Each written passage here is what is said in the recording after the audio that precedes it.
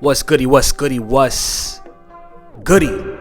It's your host, Jay Rose, back with another video as always. And we got a BagTalk podcast today. And I want to talk about the very early predictions I have for the awards next season. Most improved player, MVP, stuff like that. Make sure y'all leave a like on the video if y'all messing with the content, man. I'm going to give you a second to do it. All right, let's get into the video. First up, we got the MV. Psych, you thought I was going MVP first. Are you crazy? Listen, I'll be giving y'all the source in the beginning of the video all the time, but I need y'all to watch this time. I don't need you to, but I would like you to watch this time. I'm going to make sure the MVP is not at the end, but it's not going to be first. First, I'm going to start off with my most improved player. I'm going to give you an honorable mention first, and then I'm going to give you the actual player. My honorable mention is Jordan Poole. I feel like Jordan Poole, now that he has his own team, he's on Washington, he can be as chaotic as he wants to, and nobody's going to take the ball out of his hands. So I think he's going to have ample opportunity to score. And honestly, just hone on his skills, refine his game. We don't really know what Jordan Poole can turn into yet. He seemed real nice in portions of his career on Golden State. He had glimpses of greatness, and he shows a lot of moxie. He's very confident in his game, so I want to see him have his own team and have the keys to a roster, and he has that in Washington. So he definitely has the potential to get the most improved player, but my official pick is Mikal Bridges. We saw what Mikal Bridges did last year when Devin Booker was out, when Chris Paul was out on the Suns, and he was balling out. Then he gets traded over to the Nets, and as a first option, he averaged 27 points. So I'm definitely expecting a full season of some caliber of that play. I think Mikal Bridges is going to make an all-star team at least next season, and that would be a big jump for him going from a role player to an all-star type player. So I definitely can see that for his future, and that can be enough to get him a most improved player. I think there are some other candidates as well. Maybe Austin Reeves can be in that conversation, but I'm going to give it to Mikal Bridges for sure. For my next award, I want to talk about the Defensive Player of the Year. And listen, I'm probably not the most credible guy to be talking about the DPOY. I'm not a defense head. I'm not. I can realize good defense, but I'm not. When it becomes like the top defensive players, I'm not the defensive guru, not the defensive specialist. But I was hating on Jaren Jackson Jr. a lot last season, and I think he can go back to back. I think he has the potential to do that. But my pick is going to be Anthony Davis. Anthony Davis, I think really he just needs to be healthy. When he's healthy, he looks like a force on the defensive end. He looks like the best, or at least a top 2 power forward in the league, if you count Giannis as power forward. So he would be second, in my opinion. But when Anthony Davis is healthy, he's a force on both ends of the ball. And arguably his defense might be better than his offensive side of the ball at times. So I think if AD can get a full season under his belt, that he can very well walk away with that award. He almost walked away with it in 2020. So if he can just have a nice, healthy season, big if, of course, huge if, you never know with this guy, but if he can be healthy, I think he can snag the DPOY for sure.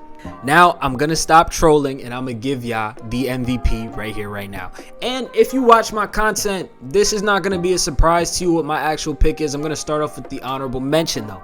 My honorable mention is gonna be Jason Tatum. I honestly think that the Celtics are in a position for them to be the best team in the league next season. So all Jason Tatum has to do is have a good season. I think if he has a good season and the Celtics are good, top 1-2 seed in the East, he's going to be pretty much a lock for this. But I don't know if the Celtics are going to be healthy. And honestly, Jason Tatum goes through lulls during the season as well. He could have won an MVP last season, but there was a portion of the season where he just wasn't good. If he can keep up consistent play throughout the entire season, and the Celtics can be good, that's his award, hands down. My pick for MVP, and this is gonna be my pick for MVP until he wins one, is Luka Doncic. Listen, Luka has been putting up MVP numbers for the last 2-3 seasons. And there's no debating that. He's made All-NBA first team 3 times in his 4-year career. Or was it 4 times in a 5-year career? I'm a fake fan. Correction. He's made the All-NBA team. He's made the All-NBA first team 4 times in his 5-year career. And that's just incredible. Who else is doing that? Who else has done that?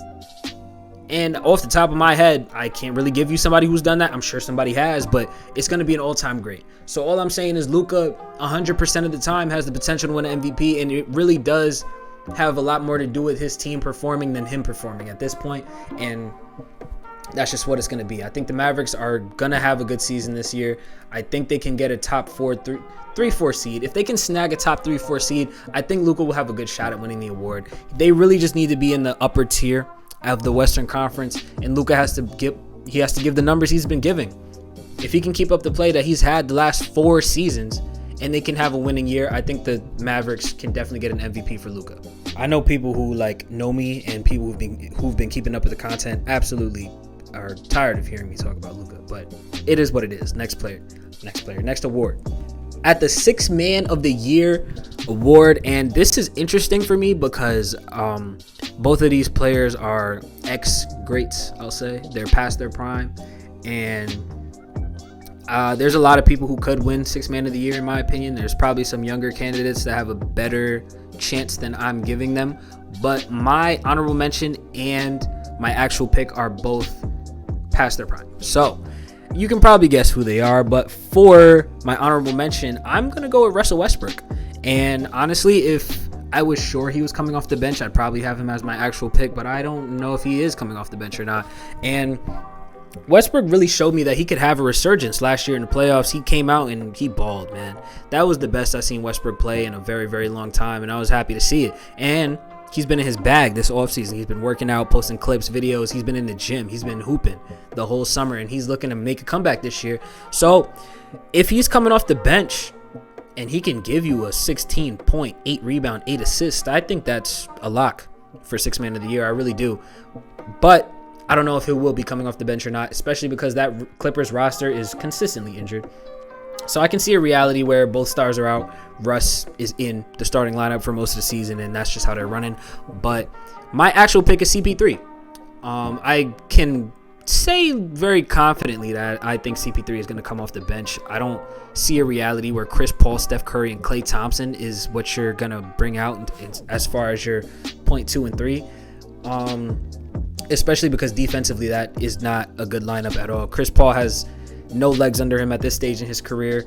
Steph was never a defensive guy. He's not terrible on defense, but for him to be one of the better defenders in that lineup at that point, no.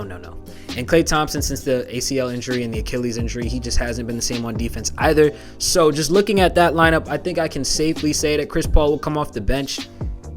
And I honestly think him in the Warrior system could really make some magic. I think he could come out and show people that he's still Chris Paul, show people that he can still come out and hoop. And honestly, he needs to do that. And if he can do that, rally the troops off the bench, come in and play with the starters for a little bit, I think he can rack up maybe a 15 point, 8-9 assists. I could see a reality where something like that happens. This is a very, very hot pick, I feel like, is Chris Paul, especially because of his age and the way he's regressed the last couple of seasons. But in the Warrior system, they seem to make things work with players that you wouldn't even think would be in the league. So I think they can make some shake with Chris Paul. Lastly, and probably the least important award, and the award I probably know the least about, I'll say, is the Coach of the Year. And do I know who I have for Coach of the Year? No, I don't. I feel like the Coach of the Year is really a toss-up every year, and you really have to either pick the best team in the league or a team that has been on the cusp of being really good, and they just broke the barrier, and now they're a top seed. And, you know, when stuff like that happens, coaches get big reps, they get good reps, they get the positive press. So, honestly, you'd have to pick a team that you think is either going to explode or be on the top of the conference. No in between. Like, who won Coach of the Year last year? The Kings coach. So, you're not going to hear any other YouTuber, basketball analyst. You're not going to hear anybody say this. This is not going to come out of anybody else's mouth but J. Rose Hoops. You heard? I pick Willie Green, the New Orleans Pelicans coach, for Coach of the Year. Zion's going to be healthy. The Pelicans are going to be a good team this season. And Willie Green is going to get Coach of the Year because the Pelicans made a big jump. And that's what I'm rocking with. What you going to tell me? What are you going to tell me? Because last year, somebody said, hey, the Kings head coach is going to get Coach of the Year. You would have been like, what? The Kings? For good reason, because the Kings suck. But that's just how the Coach of the Year goes. You either got to pick someone super obvious, like the Celtics coach, or you got to pick somebody that's like way out of left field. There's no in between. So that's my pick. Willie Green on the Pelicans. And I'm going to catch y'all in the next one.